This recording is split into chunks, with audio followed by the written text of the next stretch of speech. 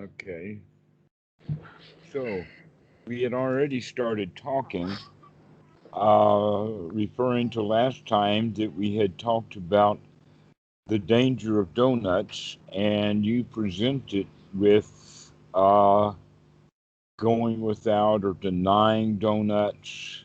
And the last thing that you said was something like that the every all of my foods now have been taken away from me.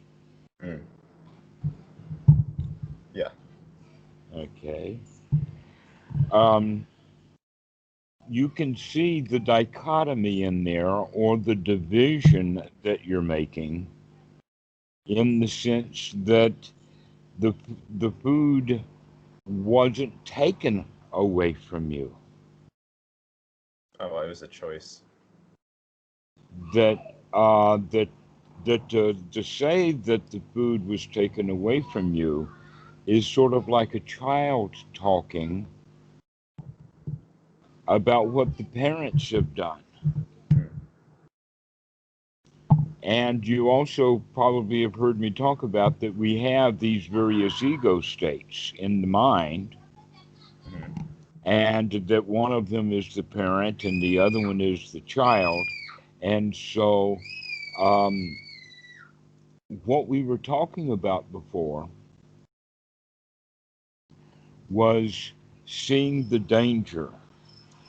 And so naturally, the next step should be the next set of words in the sutta um, that the Buddha talks about it in the sense of one can see uh, the delight, or one can see uh, the sensual pleasure, or one can see uh, uh, the benefit of something, Mm-hmm. but that we cannot see the danger. And then the third item is that we cannot see the escape. Mm. All right. So if we can see the danger, you would think that by seeing the danger, that the escape would be um, forthcoming, immediate, easy. And in some cases, that's true. But one of the dangers that we make of it is that, um, and as you were saying, you bring this division in. In other words, if there is unity of the mind, then I can see that this donut is dangerous here. Let us, or therefore, the answer is no to it. Mm-hmm. But you've gone a little bit further than that. Okay. Well. All right, and that is that you created a parent that says donuts are bad. Mm. Well, Okay, and the so way I. you've turned it into a concept. Hear me out.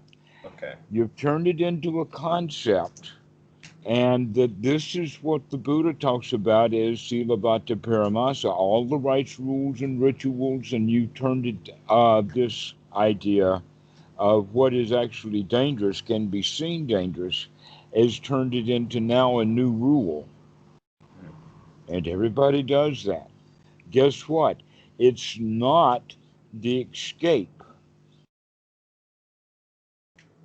Just setting a rule because deep inside you still want donuts. In fact, you were saying that the donuts or all of my food was taken away, which means now I'm in a state of deprivation, Mm. right? And not only is there deprivation, but there is a dichotomy that is intricately involved with that deprivation, and that is the rule that I have made saying that you cannot have that food.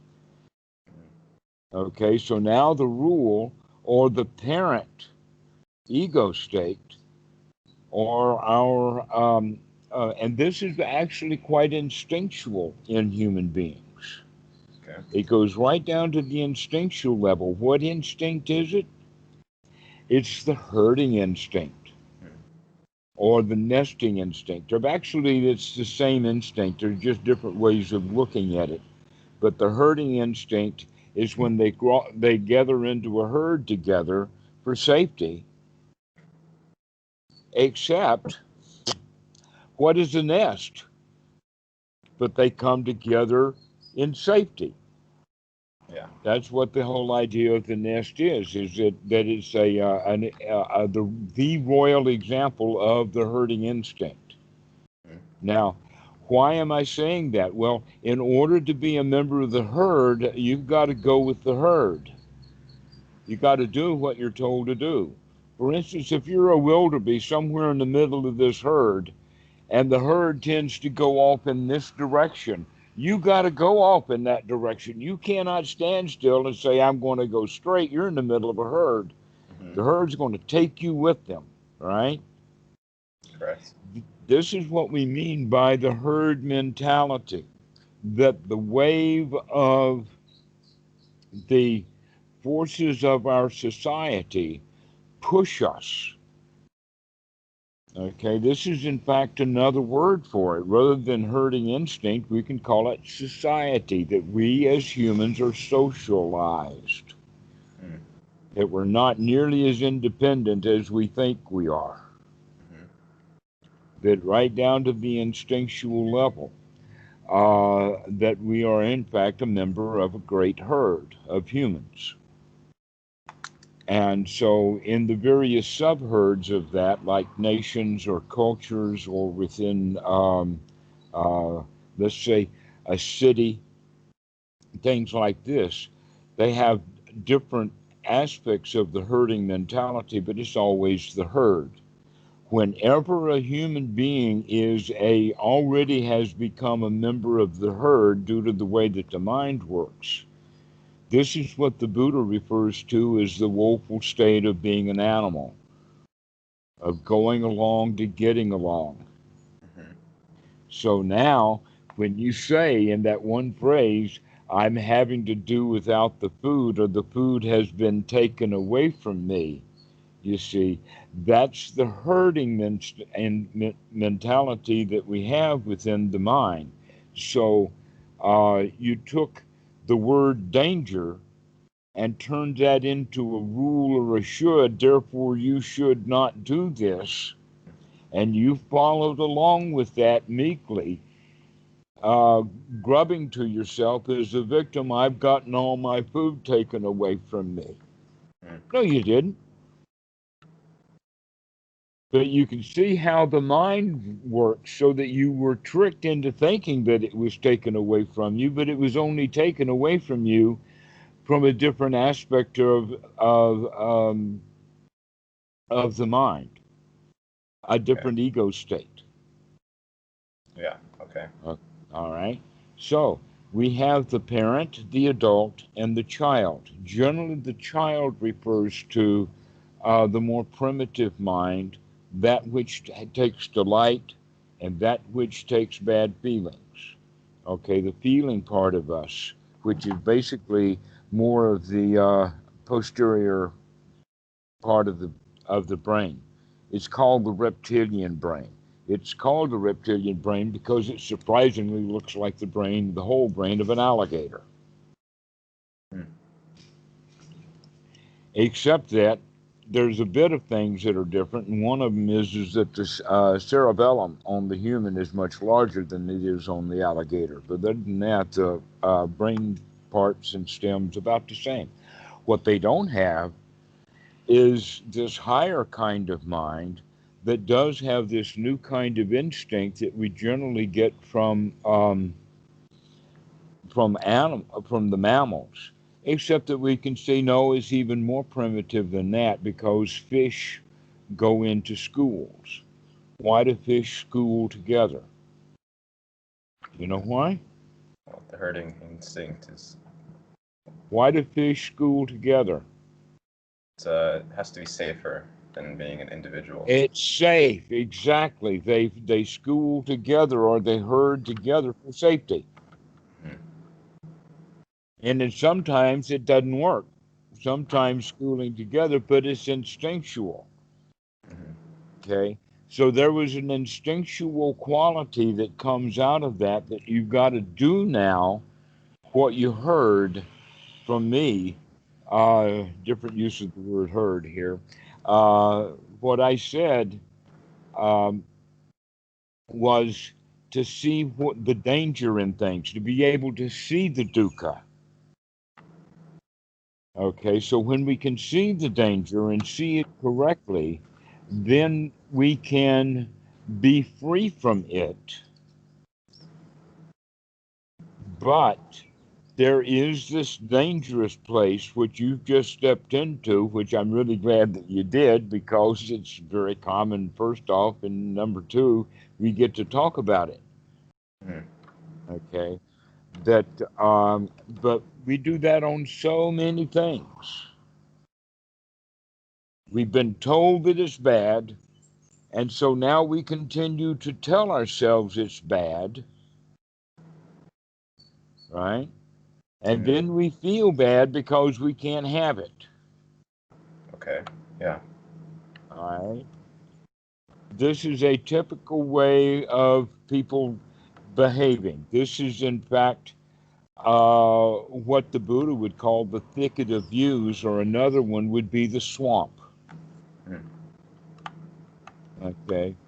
That it works like this, that we may even, in fact, hear some very good, valuable news, some Mhm. good information. We take that, turn it into a rule, and then use that rule to beat up ourselves with. And who are we beating up is actually this child, the one who has the feelings. So, in fact, you've heard me say this before, we actually talk ourselves into feeling bad. Mhm.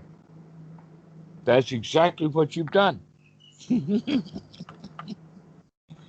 I I see that. I don't think I did enough uh, justice to what actually, like, what the full process is, but I agree with you. Because that's an element uh, to my experience, but it's also, I see the danger. I see the danger in a lot of the Uh-huh. hindrances. But you haven't yet seen the escape. That's the point that we're talking about. Mhm. Okay. And why do I say that you haven't seen the escape is because you you brought in something else that was dangerous, but you didn't see the danger in that. Okay. All Well, right. It's almost like a catch 22. All right. So this kind of thought is dangerous, and I can see this kind of thought is dangerous.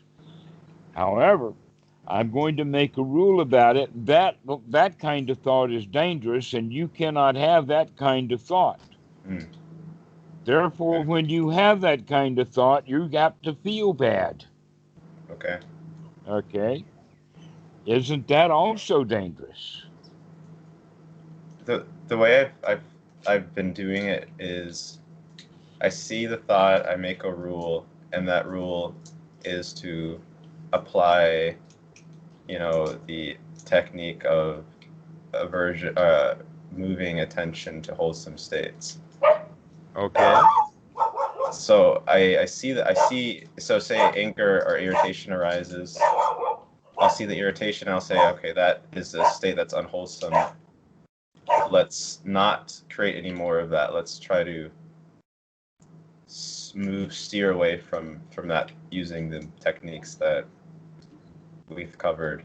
Um, so I don't know if I don't know if that's the same or if that's exactly what you're getting at.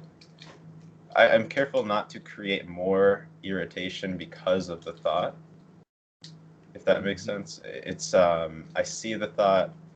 I know that if I get upset or aversive towards the thought, that as well is also a hindrance. But um, when I mentioned I started to feel more almost frustrated over time, or almost like a sense of withdrawal, it feels more of as a biological state, sort of like if I were to stop doing, if I was addicted to a drug, if I stopped that, it would almost induce a biological state of Feelings needing. go that deep. Feelings actually are manifest in experience, and we can experience them in the body. Yes. Okay. We can do it with both good feelings and bad feelings. Hmm. When the football player goes over the goal line, what does all of the people on his team? What does his team members do with their hands, with their arms? They throw them up in the air. Oh, all right. So we express our feelings with the body, and we experience our feelings within the body. Anxiety is often felt here in the chest. Um, the lion, the male lion, has a mane to protect its neck. Hmm. Okay, because the predators go for the jugular.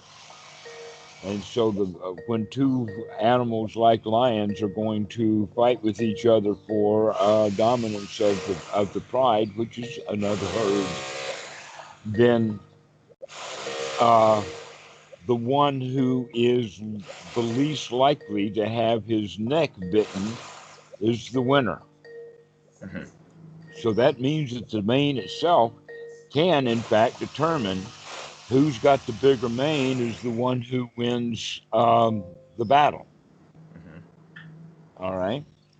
What do we do when we get angry? Is that we tighten up.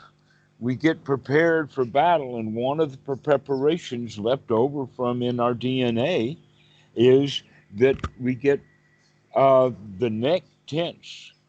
Uh, you can tell it the face will get red Hmm. because all of the blood is changing, coursing around. Our fist will tighten up. We'll get ready for battle. Okay? This is what happens in the body when we get angry. Hmm. It happens slowly, but the more adrenaline that comes into the body, the more we experience these changes in the body. Hmm. Okay?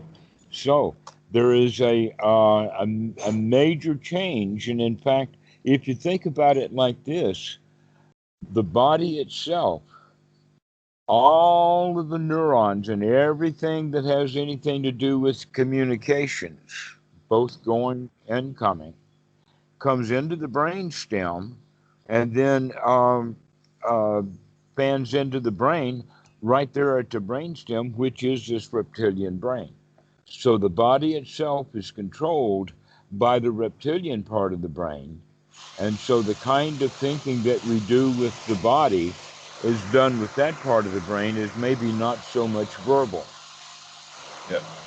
Also, when we're doing some things, an example would be um, doing math that we don't even have to talk to ourselves. The thinking that a mathematician will do is the kind of thinking that does not require talking.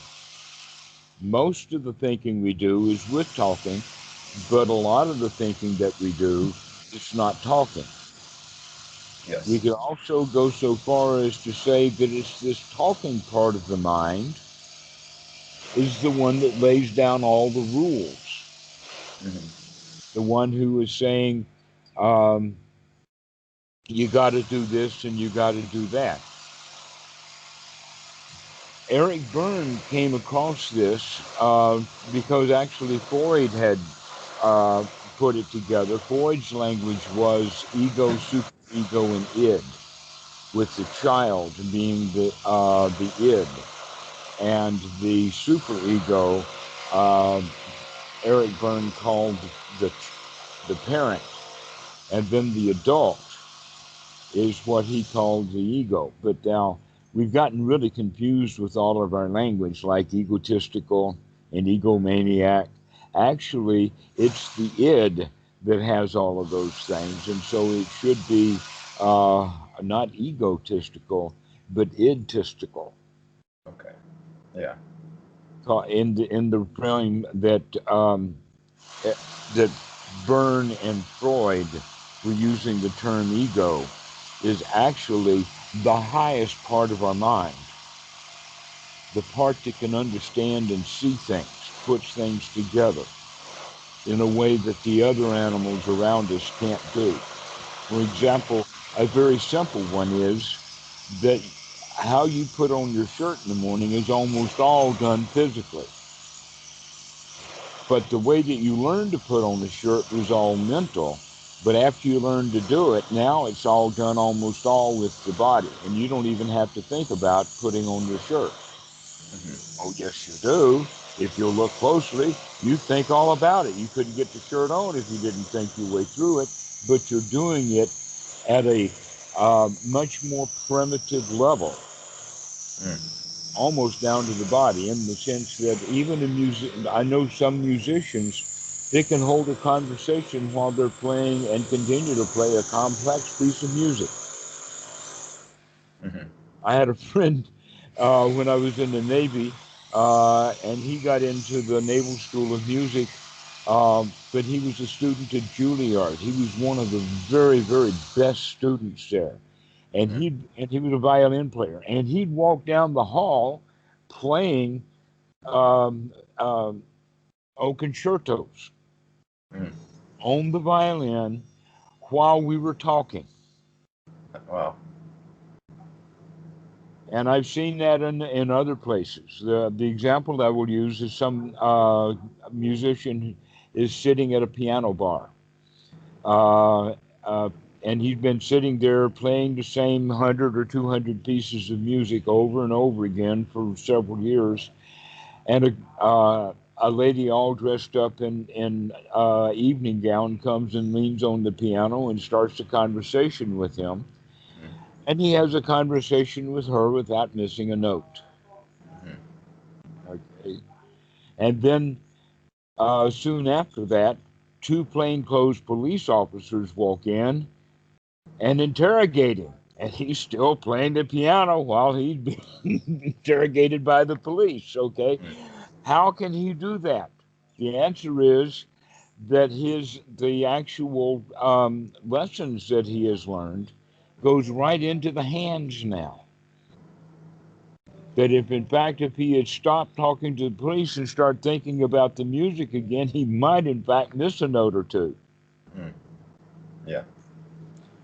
Good musicians know what I'm talking about, that we can get into the state of where the hands are doing all of the work.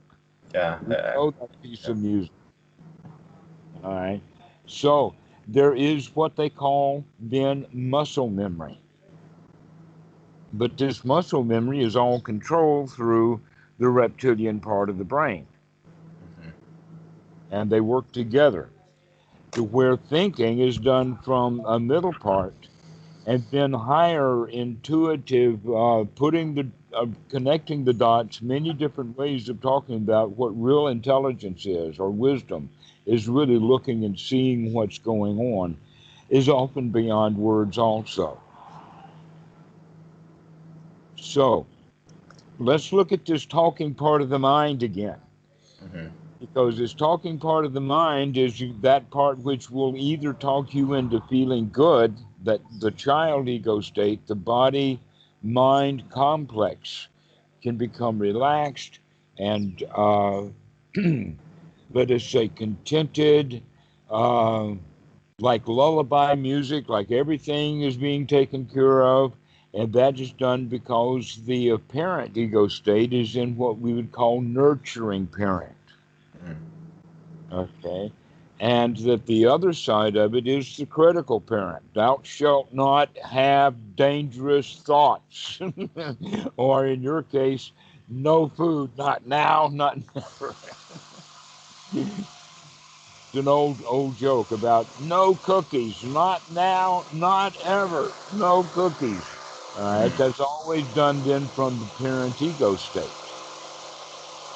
Okay. You can't have it. All right, and we have that. We've heard that parent ego state many times in our lives.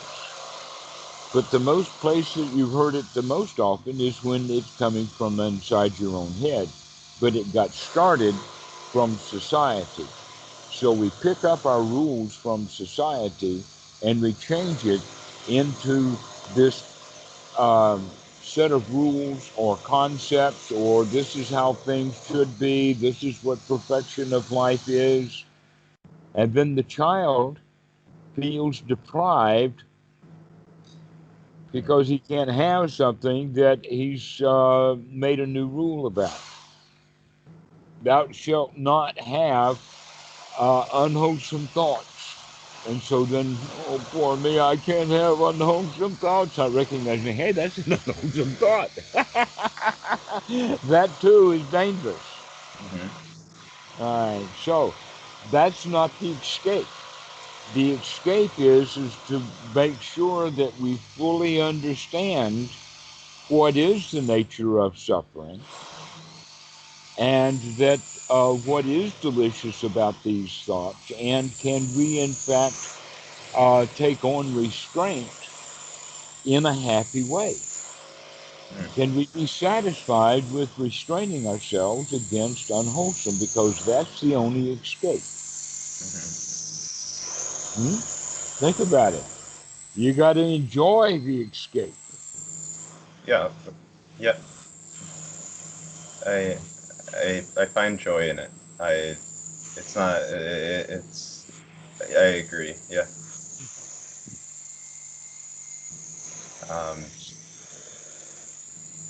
So this. Okay. Yeah. All right. It's also good to understand these three ego states from two directions. One is from the direction of neuroscience, and then the other direction is through the Dhamma, so that we can see that in fact the neuroscience and the psychology and the Buddha's Dhamma are actually in line with this. Mm-hmm. If that's the case, then this stuff must be pretty good. If it comes from these diverse areas and yet it winds up being the same. So, we've already talked a little bit about the psychology part, but we've also been talking about the neuroscience.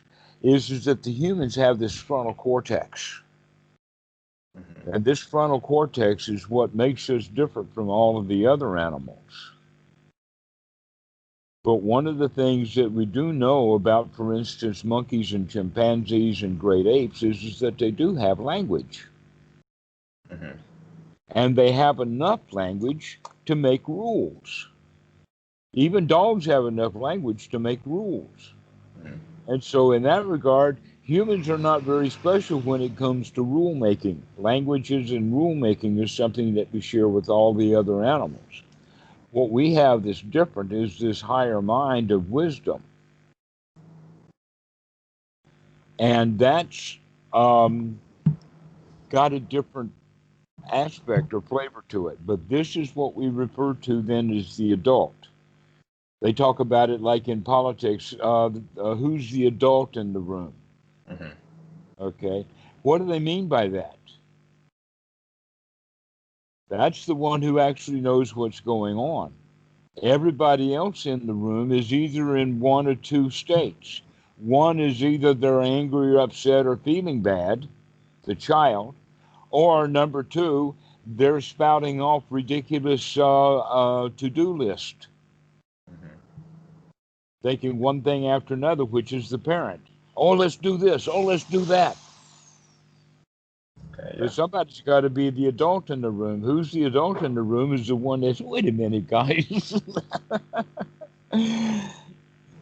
Let's Exactly. cool Yeah. off and settle down and stop feeling so bad and all of that. So, in that regard, we have this adult, and then we have this child ego state that is directly coming from the animals. Um, and that this is actually the source of how we feel. This is the real me, if there is a real me, in the sense of uh, this is the self preservation instinct. This is the area where instinctual behaviors are the strongest. Mhm. Okay, in this parent ego state that we're talking about, the nesting instinct and the territorial instinct is not so strong there. But in the adult, instincts are very weak, Mhm. but it has the ability to connect the dots, to see what's going on, to understand things directly. But we often don't use that part of the mind because that's the one that takes all the most fuel. That's Mhm. the one that requires oxygen. That's the one that means that we got to be alert and awake and full of energy in order to be able to see clearly. Mhm. Okay. So last time when we were talking about seeing the danger in things and using the example of donuts, when we see the danger in the donut, what are we going to do? Well, one of the things we can say is, you cannot have donuts. Thou shalt not have donuts. I don't care what you want in donuts. You can't have it. Well, how long is that war inside going to last before the child actually does get the donut? Mhm. But there's another way to go, and the other way to go is to continuously just see the danger in the donut. Okay. That we don't make it into this fight between the parent and the child. That's the way that we've been doing things our whole lives. You ought to write that email. Oh, I don't want to write that email. Oh, you got to write that email. Oh, I don't want to write that email. Mhm. And we need to wake up to that kind of dialogue on the inside to see that that's dangerous. That, in fact, that dialogue that we have is often the donut Mhm. that is so dangerous. Okay. To be able to, um, one of two things. One is that either we can turn the dialogue around, or two, we can turn it off. Mhm. Now, what we mean by turning it off means that we begin to have other kinds of thoughts. And turning it around means that we change it from being um, a critical parent setting down the rules into a nurturing parent. Everything's going to be all right. Mhm. That kind of mentality. Everything's fine, no problem. No worries, mate. Then Thai we say sabai, sabai. Okay, so this is the language then of the nurturing parent. And we can also think of that as the distinction then between wholesome and unwholesome thoughts is between the critical parent and the nurturing parent. And Okay. so you can nurture yourself with all those kind of thoughts are dangerous. Those donuts are dangerous. Let's not eat those. And we can say it from a nurturing position. Okay. And by doing that, we don't feel so deprived, making the deprived kind of sounds that you started up with. In fact, I think that's so beautiful. I'm really glad that you did that because that really helps to understand how that you're actually substituting one danger for another when we do it that way. Okay. That we wind up still not feeling free. We're still caught under that quality of danger. But the Buddha is talking about no, not only do we see the attraction, and then we see the danger, finally we see the release or the escape. Mhm. Okay. And the escape in this case would be by using the nurturing parent Mhm. as opposed to the critical parent. That would be one of the ways of doing it. The other one would be to uh, to pay no attention to those thoughts at all, and rather have the kind of thoughts that are direct observation. In other words, be here now. Let's not think about other things, Okay. rules, I shouldn't do this or whatever, but rather, this is nice. This is a nice moment. This is it. This is great. Feel the touch of the air on the arm and the body sitting in the chair and the sights and the sounds and the breathing. It's so nice to breathe. Breathing is wonderful. You should try it sometime. If you don't believe me, stop breathing for 3 or 4 minutes and then try it. I bet you'll like it that next time. Yeah, that's true. Right. So we should then allow ourselves to have the thoughts of being in the present moment, because this present moment is in fact not dangerous. It's wholesome. Okay. So that's the two ways to do it. One is with the nurturing kind of thoughts, and in fact they kind of fit together. Because if the thoughts that you're having, the nurturing thoughts that you're having, are also thoughts of how it really is in the moment, then yeah, you can talk to yourself like that. But the idea is to allow yourself to feel good, to feel relaxed, to feel out of danger, Okay. not deprived. Okay. Mhm.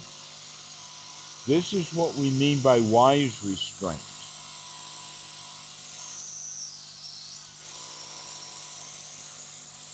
Wise restraint means, oh, no place to go. I don't have to be bound to the tree to relax. Then, in fact, if someone is bound to the tree, what are they most likely going to be doing some of the time? Trying to get unbound from that tree. Yeah. Correct. Yep. All right, so let's not look at it as a bondage.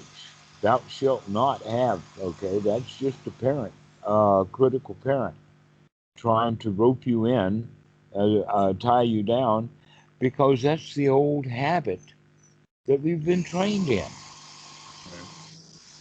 Rather than, oh, you can sit down under that tree and relax. You don't have to feel like that you're bound to it. Okay. When you're trying to create a strong sort of shift in your perception or change the way your habits are, um, what sort of it's not directly apparent how that can unfold without having some type of boundary in which to look at as a reference of, like, this is at some level you have to know what direction is to be followed, right? So I guess if I understand you, it's more of seeing what direction, but not creating a rule or a sort of like if there's no rule or there's no I guess it's just a new framework that has little experiential foundation. Exactly. Okay, that's the whole idea of the second fetter, is to become bound by rules free. To be free from bound by the rules, and instead we look at danger. We look at dukkha. Is this going to be dangerous or not? And so we give up rules. And what you did was you took that concept that I gave you as dangerous and you made it into a rule.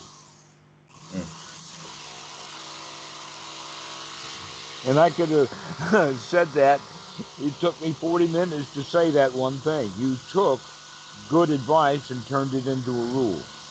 And we're actually in the process through Anapanasati is coming out of rules. And so I'm really glad that you did that so that you can understand that process.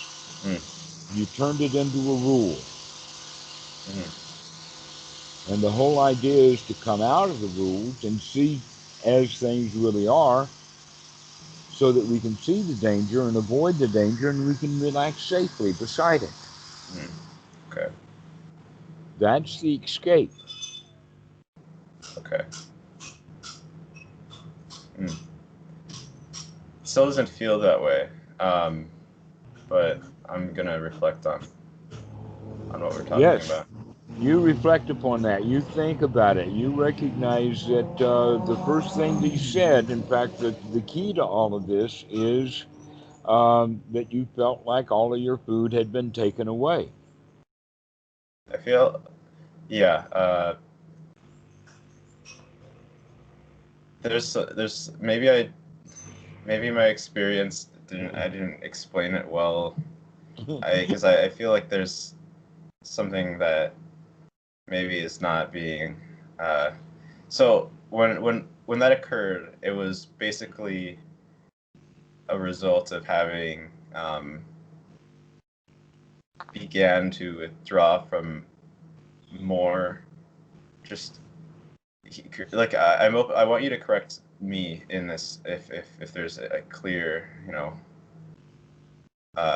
ignorance here, but so I say, for example, I cut off mindlessly consuming videos on the internet, and that's something that I had as a regimen in my life for, I don't know, 7-8 months, or just consistently doing that for all of quarantine. And after that, after a couple days of having not doing that anymore, which is 2-3 hours of my day, because I was recognizing there was a danger in how I was, because every time I would be finished, my mind would be, there would be no sati left. It would feel like I was just scatterbrained. And so I decided, I was like, this is not a wholesome activity anymore for me specifically. I'm sure some other people might find it fun, but that's not, I just don't want that anymore. So after I cut that out, I sensed it was as if that source of feeding, it just felt like there was something missing. Not necessarily that it was a self-created, it wasn't a thought process that was oh, you need to stop doing this. It was more of just, I don't have my fix. And so I was searching elsewhere to figure out, how can I, like, while I eat food, how can I still feel calm? Or how can I feel okay in my body? Because what I normally do is I eat food while watching videos. And now I eat food and don't watch videos, and I feel anxious, or I feel like restless or restless. Yeah. That's the word. You feel restless. Yeah. That in fact, that was what you were feeling, that you used the videos. Okay.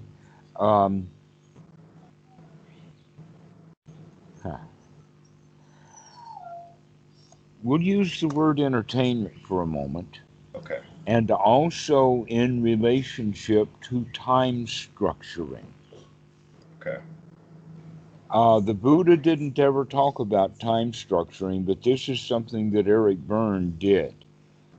So the question is, how do you structure your time, or what are the various ways that humans do structure their time? Okay. One of them is in activity. Let me see if I can remember them. Activities, rituals, game playing, which is psychological games that Eric Berne was famous for, pastime, and intimacy. Now, the pastime, Bhikkhu Buddhadasa would refer to that as entertainment. And Bhikkhu Buddhadasa went so far as to say that he would add time structuring or entertainment to one of the four requisites. Okay, the four requisites we already, I think, have talked about, or Yes. maybe not yet. Just enough food. Yeah, I remember your curtains there. Just enough clothing, just enough shelter, just enough medicine. And Bhikkhu Buddhadasa adds that next one of how are we going to structure our time in the sense of just enough entertainment, knowing that as we progress in the Dhamma, we generally go to the point of not needing so much of any of these things anymore. Mm-hmm. But what you, I think, have done is kind of gone cold turkey from an addiction to YouTube to doing without altogether, and what you run into is a solid wall of restlessness. Yeah. Okay, and restlessness is in fact that it appears and comes up and manifests itself as the hindrance of restlessness. But the deep restlessness deep inside actually comes out of fear. Okay. And so when we come to a state of not being afraid of anything, then that restlessness will also subside. And that when we express this restlessness, especially children, when they would say it, is, well, what am I going to do with myself? Mm-hmm. Yeah. Okay. The answer is, why do we have to do something? And our society is, if you don't produce, if you don't do, it will be to your disadvantage. Laziness is bad, wrong, etc., like that. Yep. That even if someone in some religion joins that religion and becomes what they would call a contemplative or a monk or something like that, he better well be working pretty hard at it. Yes. Right. We're not going to support this monastery if those monks inside are not working really hard at it. That's how deep it's built into our culture. Mm-hmm. And for this restlessness, now we have two possibilities. One is that we can directly deal with it, or number two, we can, let us say, entertain it. Mm-hmm. And Bhikkhu Buddhadasa talks about that we need a mix of those two until the restlessness finally subsides. Okay. All Those two right. are, you said dealing with it and entertaining it? Mm-hmm. Okay. Dealing with it directly means you can sit there and say, oh, I see that restlessness. I feel that need to go do something and want something. Yes. And yet I Yes. don't really need anything and I feel really good right now. Let me sit here and take a few deep breaths and see if that feeling of restlessness will go away and the feeling of satisfaction will return. Okay? Right here, in the sense of I'm watching a YouTube and I'm really into the YouTube and all of a sudden the power goes off or the internet goes down. Okay? And that desire for finishing and that now we can see there's the restlessness inside and we can say, oh, never mind. When the power comes back, we can watch it. Until then, I'm going to enjoy. I don't have to have that right now. Yep. So that's the way of dealing with it directly. The other one would be to actually allow yourself to become entertained, but don't have this parent ego state, yak, yak, yak, yak, oh, that's bad for you, oh, you're not doing anything, because that's probably the bigger danger. Okay. The bigger danger is telling you can't do things that you find pleasure in. Okay. Okay? So that's the way to start dealing with that, the restlessness, is you can either feed it or you can observe it. And that you've got 24 hours a day to do one or the other of those. Okay, that makes sense. Okay, yeah, that makes sense. Okay. Be easy on yourself. Nurture yourself. Okay, Don't be yeah, hard on yourself. You've been hard on yourself all of this time. Time to take it easy. okay. Relax. I always want to do things correctly and do them at a high level.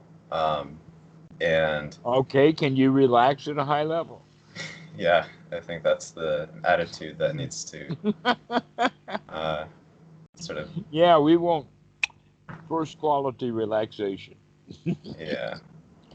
No, I can definitely, being hard on myself will be the challenge for me to recognize clearly and figure out how I can improve without doing that as a challenge for myself.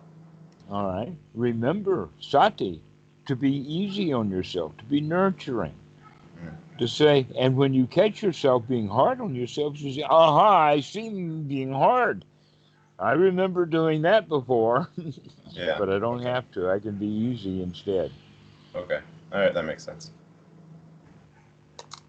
Great. Well, All we'll right. see you. Thank you. I'll talk to you soon. Keep going. We'll make it. All right. Have a good day. Bye.